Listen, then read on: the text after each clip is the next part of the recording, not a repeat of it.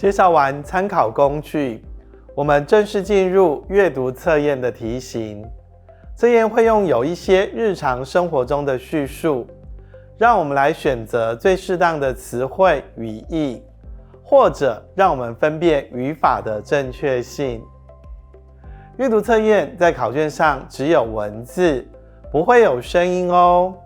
阅读测验的第一种题型是文句理解，我们可以用这样的方式去解题：一、了解题目与选项的意思；二、将选项带入空格，确认文句是否通顺，这样我们就可以选出适当的答案了。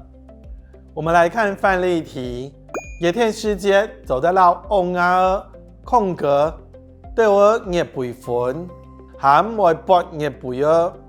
選項有 bút、foot、ram、接。先來了解意思。題目的意思是，天氣熱的時候，我們可以跟小嬰兒做什麼？後面接的字是一點痱子粉才不會長痱子。將選項帶入題目空格來試試。選項一是 bút， 把它捧起來，帶入空格後，走得到翁啊不對我熱培款，捧一點痱子粉，有點怪怪的。選項二是 foot， 打的意思，走得到翁啊不對我熱培款，打一點痱子粉，不大對哦。選項三 ram， 輕輕的灑，走得到翁啊ram對我熱培款，輕輕的灑一點痱子粉，很適合前後通順。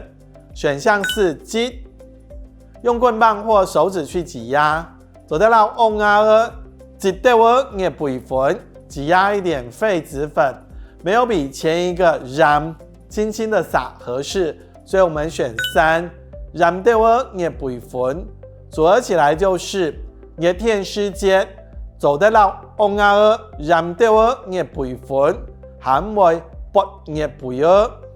做完這題，大家有沒有發現，一定要熟讀客語能力認證基本詞彙，有很多詞彙我們了解意思，才能跟題目的情景聯想結合，選出正確適當的答案。